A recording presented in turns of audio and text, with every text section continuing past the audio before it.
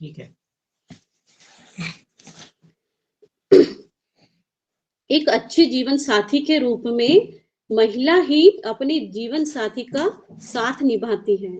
एक महिला अपने माता पिता को प्यार और सम्मान देती है और अपने जीवन साथी के परिवार को भी मान सम्मान देती है। वह बच्चों से लेकर बुजुर्गों और बीमारों तक की देखभाल बहुत अच्छे से कर सकती है। और यदि हम समाज में महिलाओं की भूमिका की बात करें तो संस्कृति के अनुसार जो रीति रिवाज होते हैं, परंपराएं होते हैं, उनको जीवित रखने में महिलाओं की ही बहुत बड़ी भूमिका रही है। जैसे कि संस्कृति के अनुसार गीत, संगीत, नृत्य कला, पहनावा आदि एक पीढ़ी से दूसरी पीढ़ी तक पहुंचाने में महिलाओं का योगदान बहुत व्यापक उसमें रहता है। यदि अर्थव्यवस्था में महिलाओं की भूमिका के बारे में बात की जाए तो महिलाएं सिर्फ समाज का एक जरूरी हिस्सा नहीं है, बल्कि हमारे देश की अर्थव्यवस्था के प्रबंध में भी मददगार साबित हो रही हैं। हमारे महापुरुषों के महान प्रयासों के कारण आज महिलाएं डॉक्टर, वकील, जज, नेता, पुलिस, फौजी, व्यापारी, इंजीनियर, खिलाड़ी और वैज्ञानिक तक बन सकी हैं। देश की वह मुख्यमंत्री बन सकती हैं, प्रधानमंत्री बन सकती हैं, यहाँ तक कि वह राष्ट्रपति भी बनी है। एक ट्रैक्टर चलाने से लेकर हवाई जहाज तक उड़ाने में महिलाएं आज पीछे नहीं हैं। आज की महिलाएं समाज सुधार का काम भी बहुत अच्छे से कर रही हैं और मीडिया के जरिए समाज में बदलाव लाने का कार्य भी कर रही हैं। तो फिर बात वही आ जाती है कि महिला के जन्म होने पर समस्या क्यों है, क्यों बेटा बेटी में भेदभाव किया जाता है, क्यों बेटियों को कमजोर समझकर एक बेटे की चाह पर जोर दिया जाता है। हमारे देश में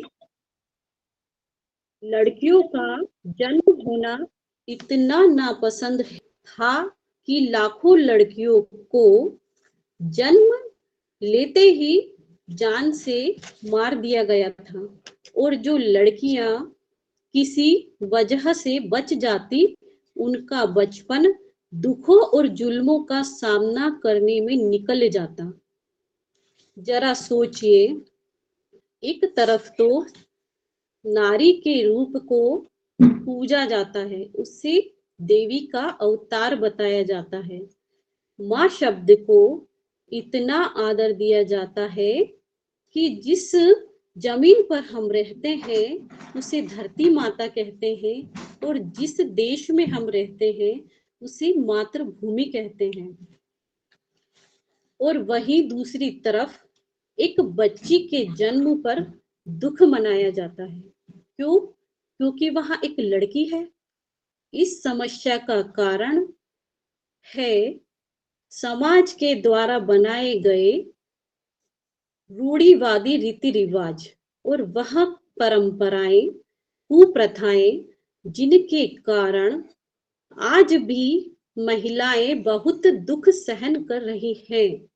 उनके साथ आज भी बहुत बुरा व्यवहार किया जाता है और सदियों से समाज में महिलाओं को कमजोर समझकर पुरुषों के मुकाबले बहुत ही नीचा दर्जा दिया गया। इसका कारण यह भी है कि पुराने जमाने से ही हम यह मानते चले आ रहे हैं कि पुरुषों में जन्म से ही कुछ खास गुण होते हैं, जैसे ताकतवर होना, हिम्मत वाला, मनमानी करना, नेतृत्व की क्षमता, बोलने का साहस रखना, ये सभी गुण पुरुषों के बताए जाते हैं। और ठीक इसी तरह से कुछ गुण महिलाओं के बताए गए हैं, जैसे शांत रहना, सहनशीलता, विनम्रता, दया, त्याग भरा प्रेम। इन्हीं गुणों के कारण पुरुषों की तुलना में महिलाओं को कमजोर मान लिया गया और समाज के बनाए गए नियम और घर घर के अपने अपने कायदे कानून जो होते थे वहां बच्चों के विचारों पर एक गहरा असर डालते हैं। जैसे कि उदाहरण के लिए, जब हम लड़कों से यह कहते हैं कि तुम लड़के हो, लड़के रोते नहीं हैं, तुम लड़के हो, लड़के रोते नहीं हैं, तो अधिकार जमाना, रोब दिखाना और पुरुष होने पर अहंकार करना, यह उनके अधिकार हैं। तो सब्र, दया और करुणा जैसे जो गुण होते हैं, जो उनमें जन्म से ही मौजूद होते हैं, धीरे धीरे वह गुण दब जाते हैं या समाज और परिवार के द्वारा यह कहकर दबा दिए जाते हैं कि यदि यह गुण तुम्हारे दिखाई देते हैं तो दुनिया में, समाज में तुम्हें कमजोर माना जाएगा। ठीक इसी तरह से पुराने रिवाजों, रूढ़िवादी धारणाओं के कारण लड़कियों को बलिदान की मूर्त बनने और दबकर रहने की शिक्षा दी जाती है और ताकत, साहस, अधिकार जमाना, नेतृत्व के जो गुण हैं वह महिलाओं के लिए गलत माने गए। और इस तरह की सोच के कारण परिवार के जो बच्चे होते हैं वहां जीवन भर महिला पुरुष के इन गुणों के बारे में देखकर, सुनकर और उनके व्यवहार को अपनाकर अपने जीवन का हिस्सा बना लेते हैं। जबकि सच तो यह है कि तथागत बुद्ध ने ही हमें सही मार्ग दिखाया। उनके धम्म में हमें यह बताया जाता है कि सबसे ज्यादा सफल और संतुष्ट पुरुष और महिला वह होते हैं जिनमें ये दोनों प्रकार के गुण और व्यवहार दोनों का संतुलन होता है। और यही संतुलन एक पुरुष और महिला को एक बेहतर इंसान बनाता है, एक बेहतर मनुष्य बनाता है। और यही कारण था कि जब सम्राट अशोक बुद्ध धम्म के प्रभाव में आए तो वहां सत्य को जान पाए कि अगर प्रकृति में संतुलन बनाए रखना है तो हमें दोनों गुणों की आवश्यकता है। अगर संसार में या देश में या मान लीजिए हमारे ही अंदर केवल वही गुण होंगे जो कि पुरुषों के लिए समाज द्वारा बनाए गए हैं तो संसार में ज्यादा युद्ध होंगे, संसार में ज्यादा गुस्सा होगा और संसार में तबाही मच जाएगी। इसलिए जो गुण महिलाओं के बताए जाते हैं वह कमजोर नहीं है, बल्कि वह गुण आदर और सम्मान के प्रतीक हैं। ये गुण समाज में प्रेम और सद्भाव बनाए रखने के लिए सभी में बेहद जरूरी है। इसलिए परिवार में, समाज में और संसार में महिलाओं का जो योगदान है वह अनमोल है। और यही बात बाबा साहब जी भी हमें समझाते हैं कि यदि आप किसी भी देश की हालत का अंदाजा लगाना चाहते हैं तो वहां की महिलाओं की हालत देखकर लगा सकते हैं। तो अगर हम बात करें हमारे देश की महिलाओं की स्थिति की तो हम अंदाजा लगा पाएंगे कि आजादी के बाद संविधान के माध्यम से महिलाओं की शिक्षा और स्वास्थ्य को बेहतर बनाने के लिए बहुत से कदम उठाए गए हैं, जिससे कई महिलाओं का जीवन अच्छा बन पाया। लेकिन आज भी महिलाएं आजादी और बराबरी के लिए उन रूढ़िवादी परंपराओं से जूझ रही है। वह धारणाएं जो आज भी उनके सामने उसी तरह से हैं, जिसके कारण आज भी उनका शोषण होता है और वहां अपने आत्मसम्मान के लिए लड़ नहीं पाते, जैसे अनपढ़ होना, बाल विवाह, बेटे की चाह, दहेज प्रथा, लिंग चुनाव, कन्या हत्या प्रथा, भ्रूण हत्या प्रथा। हम बात करेंगे शिक्षा की।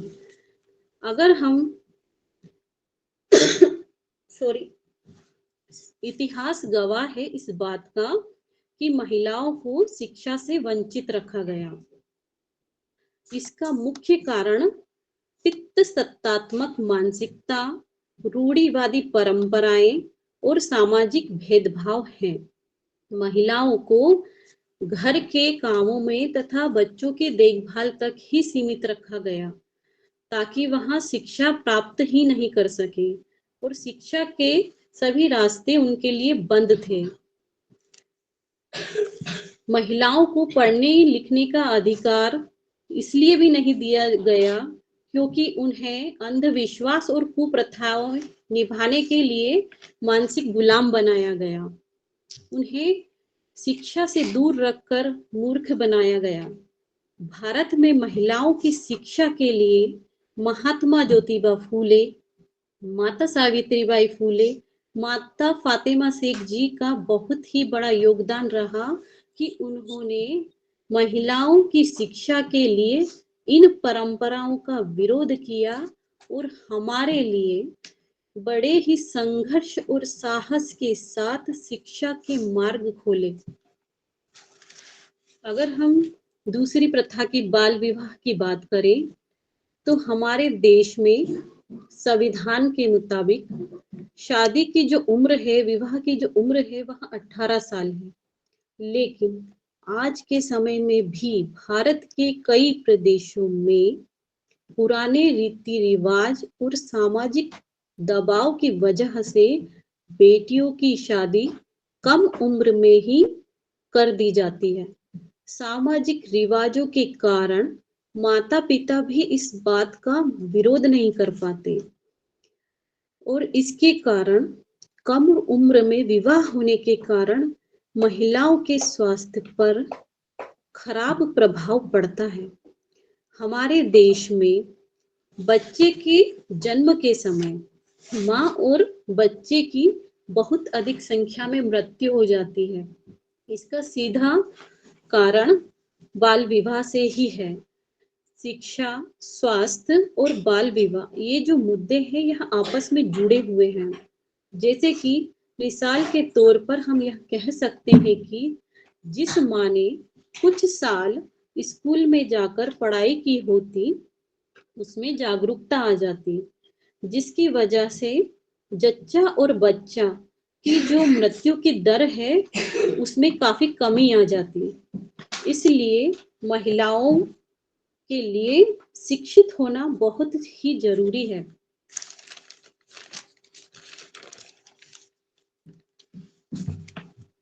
और यदि एक और प्रथा है दहेज प्रथा, अगर हम उसकी बात करें तो दहेज प्रथा भारतीय समाज की एक ऐसी परंपरा है जिसने कोई फायदा पहुंचाने के बजाय समाज में सिर्फ जहर ही फैलाया है।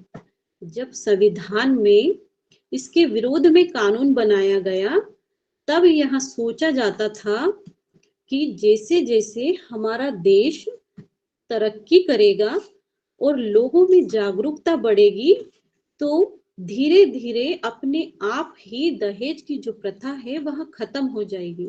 लेकिन ऐसा नहीं हुआ।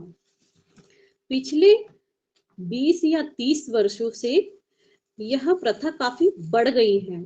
पहले दहेज प्रथा सिर्फ अमीरों में थी, लेकिन धीरे धीरे इसने गरीब परिवारों में भी अपनी जगह पक्की कर ली है, जिसके कारण गरीब परिवार कर्जे के तले दबते जा रहे हैं और जिन परिवारों में धन का अभाव है वहां दहेज की वजह से जो बेटी के जन्म है उसको परेशानी की वजह मान लेते हैं। वह सोचते हैं कि बेटी की शादी और दहेज का जो खर्चा होगा वह उनके धन की तंगी को और ज्यादा या कई गुना बढ़ा देगा। दहेज सिर्फ एक बार दी जाने वाली संपत्ति नहीं है। इसकी मांग शादी के कई सालों बाद तक भी होती रहती है। जैसे कभी धार्मिक त्योहारों के नाम पर, कभी सामाजिक रीति रिवाजों के नाम पर, और कभी भात ममेरा प्रथा या जन्म दिवस आदि प्रथाओं के नाम पर इसकी मांग होती रहती है। और यदि यह रिवाज नहीं निभाया जाए या दहेज देने से मना कर दिया जाए, तो महिला के जो पति हैं या परिवार वाले हैं उन पर अत्याचार करते हैं। और यदि वह महिलाएं आत्मनिर्भर नहीं हैं, तो वह यह जो अत्याचार है यह चुपचाप सहती रहती हैं। और यदि इसके विरोध में वह घर छोड़कर चली भी जाती है, तो भी समाज उन्हीं को दोषी मानता है। दहेज प्रथा एक ऐसी गंभीर सामाजिक बुराई है जिसका हमारी बेटियों के जीवन पर बहुत बुरा असर पड़ रहा है। और दुख की बात तो यह है कि इन सामाजिक बुराइयों से लड़ने की बजाय समाज ने इसका हल बेटी के जन्म होने से पहले उसकी हत्या के जरिए ढूंढा, जिसका नाम है लिंग चुनाव प्रथा। जन्म लेते ही छोटी बच्ची या शिशु को मार देने की जो प्रथा है, कन्या हत्या प्रथा, भारत में कई सदियों से चली आ रही है। इतिहास उठाकर पढ़ लीजिए। और आज नई नई तकनीकों के आ जाने से कन्या हत्या की जो प्रथा थी वह एक ज्यादा खतरनाक प्रथा के रूप में बदलती जा रही है, जिसका नाम है कन्या भ्रूण हत्या प्रथा। यानी एक सोची समझी नीति के अनुसार सामाजिक व्यवस्थाओं के नाम पर गलत धारणाएं बनाकर हमारी बेटियों की सत्ता को मिटाया गया और मिटाया जा रहा है, जिससे महिलाओं को कमजोर बनाया जा सके। हम एक और प्रथा की बात करते हैं जो कि सती प्रथा है। इन सामाजिक कुरीतियों के कारण महिलाएं ही महिलाओं को दुख पहुंचाती है। ठीक उसी प्रकार जैसे एक कैदी दूसरे कैदी पर अत्याचार करते हैं, थोड़ी ऊंची पदवी, थोड़ा ज्यादा अधिकार, थोड़ी सुविधाएं पाने के लालच में महिलाएं एक दूसरे के लिए ईर्ष्या का कारण बनती हैं। उदाहरण के तौर पर पुराने जमाने में लड़की को बचपन से, जब सती प्रथा चलती थी उस समय की बात है, लड़की को बचपन से यह समझाया जाता था कि वह शादी के बाद अगर विधवा हो जाती है तो अपने पति की चिता पर सती हो जाना। और यह शिक्षा उससे किससे मिलती थी? उसकी माँ से ही उसको यह शिक्षा मिलती थी। और एक जवान लड़की को अपने पति की चिता पर जल जाने के लिए दुल्हन की तरह कौन तैयार करता था? उस विधवा के परिवार की महिलाएं।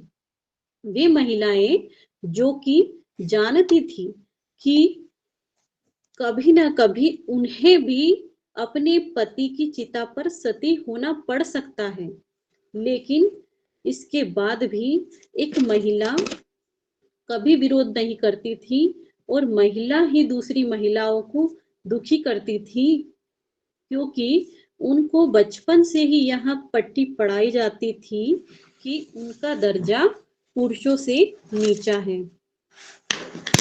और महिलाओं की इसी सोच की वजह से समाज में पुरुषों की जो प्रधानता है वह बड़ी कामयाबी से टिकी हुई है।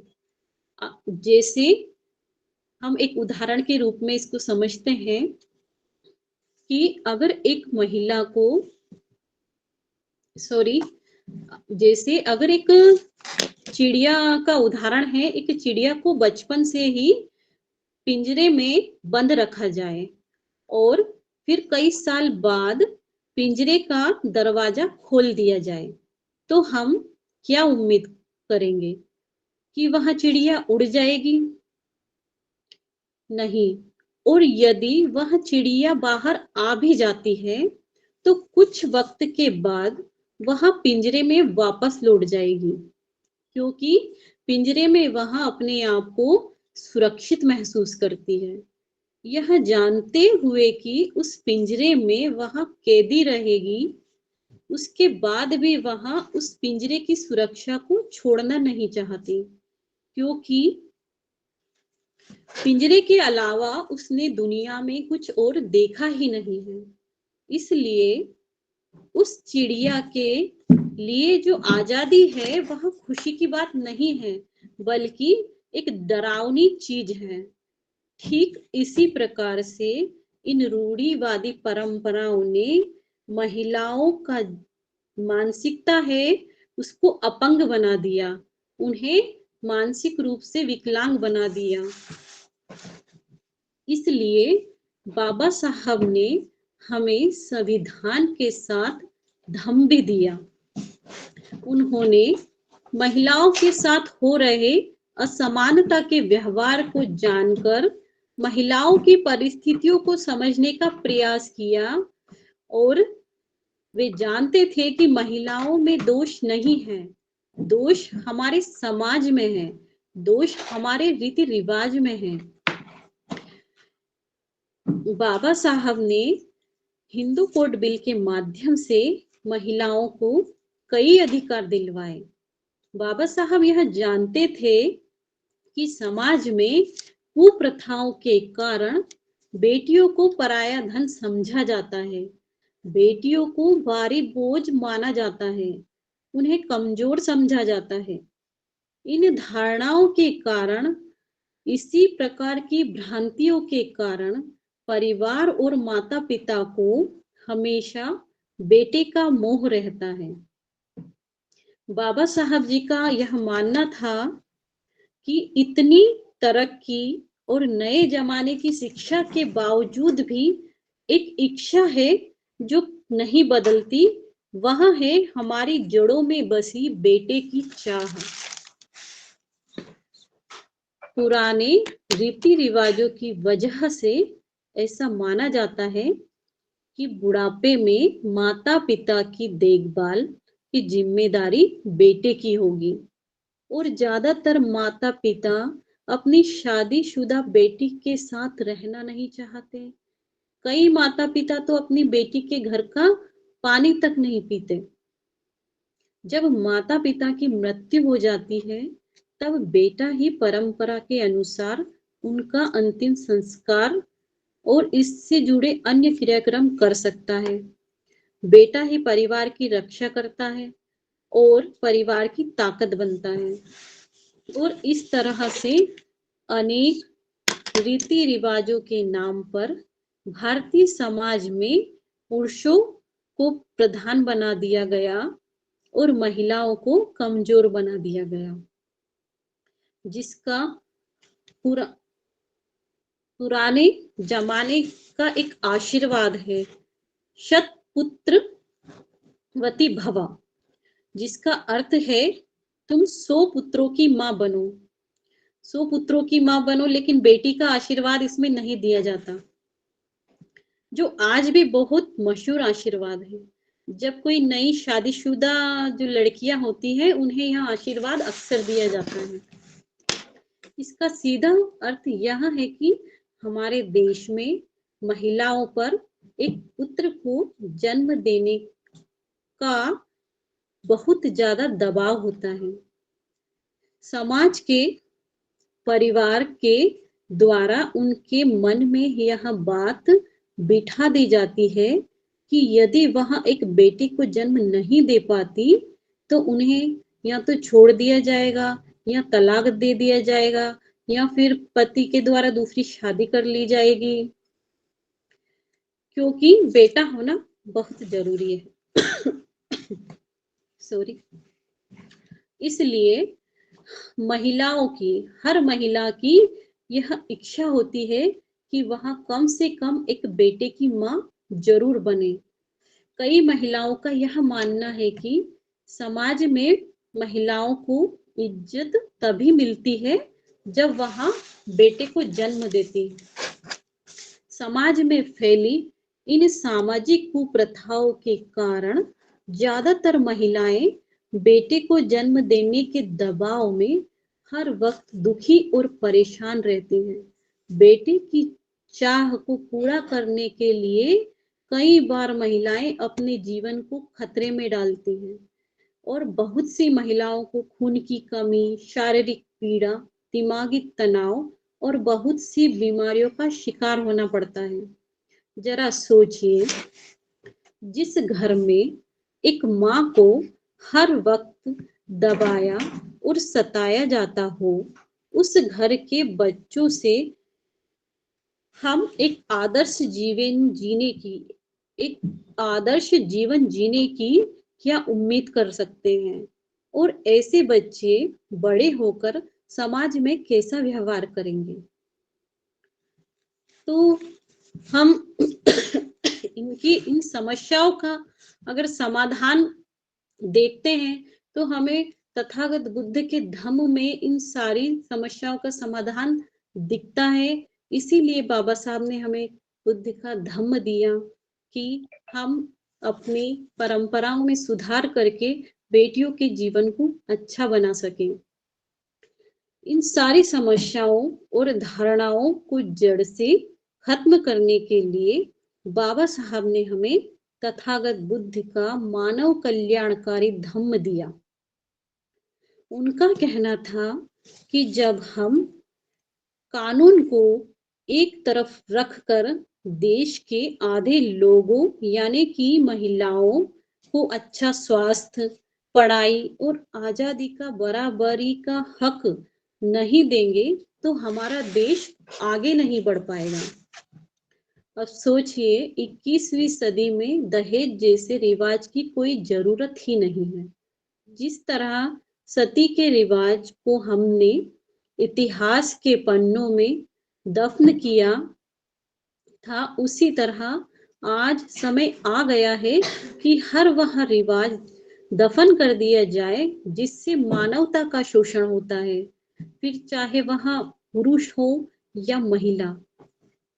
बाबा साहब अंबेडकर जी ने हमें बुद्ध धम्म का मार्ग इसलिए भी बताया कि हम धम्म में आकर धम्म के श्रेष्ठ मार्गदर्शन में संकल्पित होकर एक ऐसा परिवार बनाएं जिसमें सबको समान प्यार, समान इज्जत, समान शिक्षा और समान अवसर मिल सके ताकि वे जिंदगी में कुछ बन सके। वह इस बात को भी अच्छी तरह से जान चुके थे कि अगर हम अपने बच्चों को सही उसूलों से जीने की शिक्षा नहीं देंगे तो बच्चे अपने उसूल उसी समाज से सीखेंगे जिसमें वे पल रहे हैं। फिर उसका जो बुरा परिणाम होगा वह हमारे बच्चों और समाज दोनों को ही भुगतना पड़ेगा। पुरुष और महिला दोनों मिलकर एक परिवार बनाते हैं और यही परिवार समाज की दीवार की एक ईंट है, एक जरूरी हिस्सा है और समाज इसी परिवार के जरिए अगली पीढ़ी को अच्छे संस्कार और आदर्श देता है। जब इसी परिवार के बच्चे अंदर ही अंदर दुखी और बेचैन होते हैं तो ये कमजोर बच्चे बड़े होकर समाज को कमजोर बनाते हैं।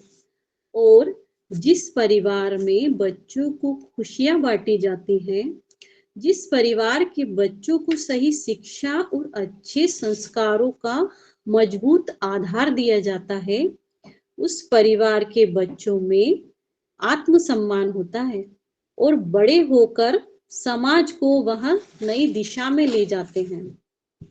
तथागत बुद्ध ने भी हमें और दुनिया को यही संदेश दिया कि जीवन में सबसे अधिक अहमियत हमारी मानवता की है।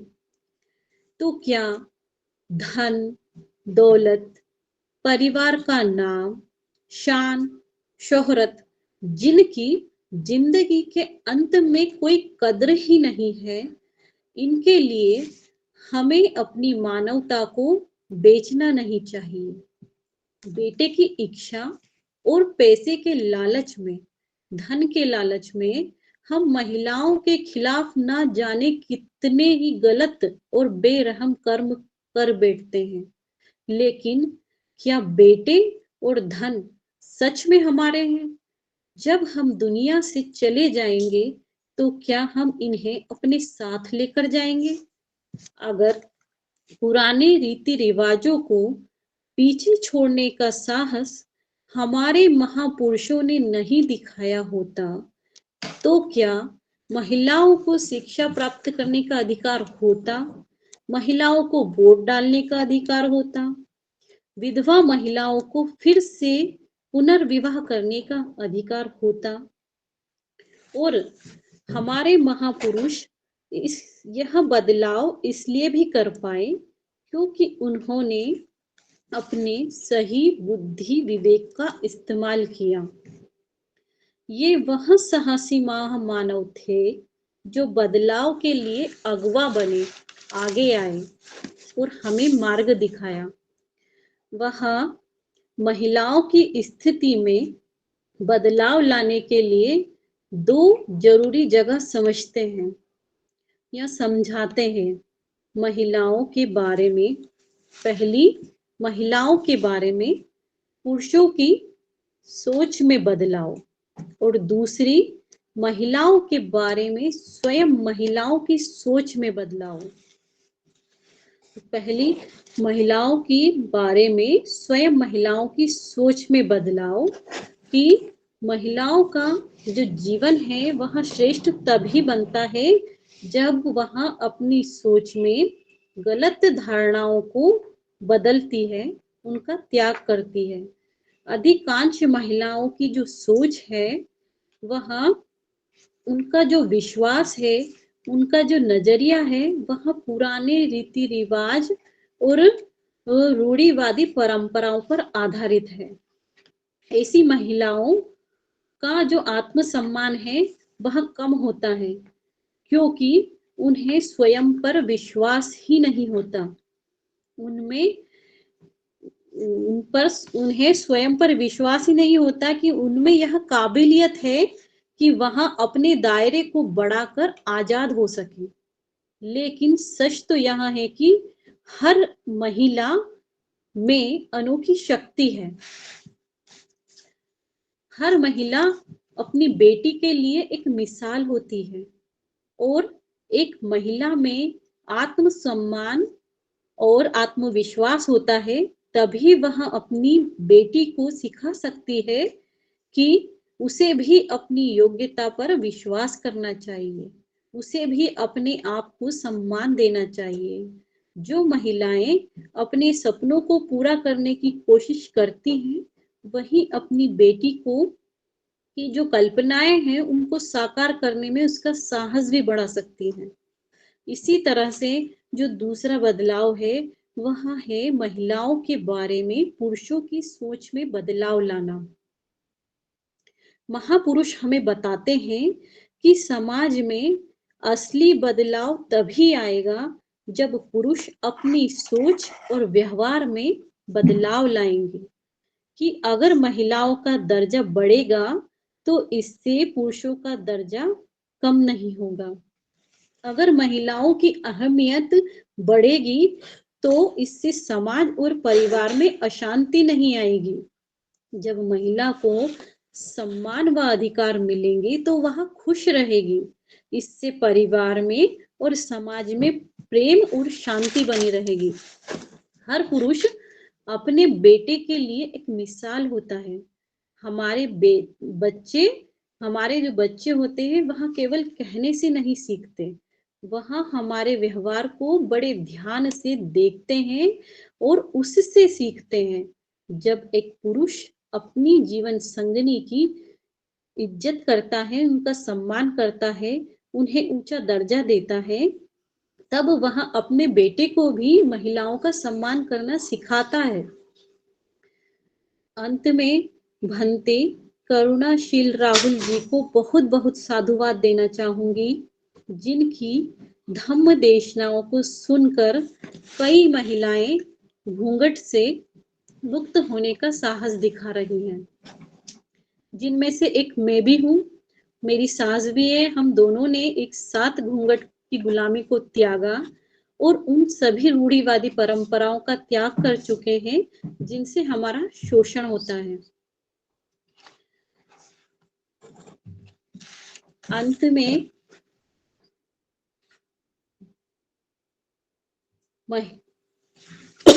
महापुरुषों की सही विचारधारा को जानकर हमें अपने जीवन में बदलाव लाना चाहिए। अपने व्यक्तित्व को श्रेष्ठ बनाने के लिए हमारे मन को निर्मल बनाते हुए महिलाओं को अपना मनोबल ऊंचा करना चाहिए।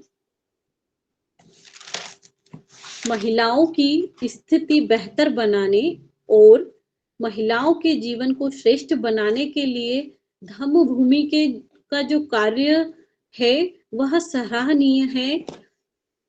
महिलाओं के सम्मान में धम्म भूमि मैदान में इसी के साथ हम यह संकल्प लेते हैं कि हम दहेज नहीं लेंगे, हम विवाह सादगी से करेंगे।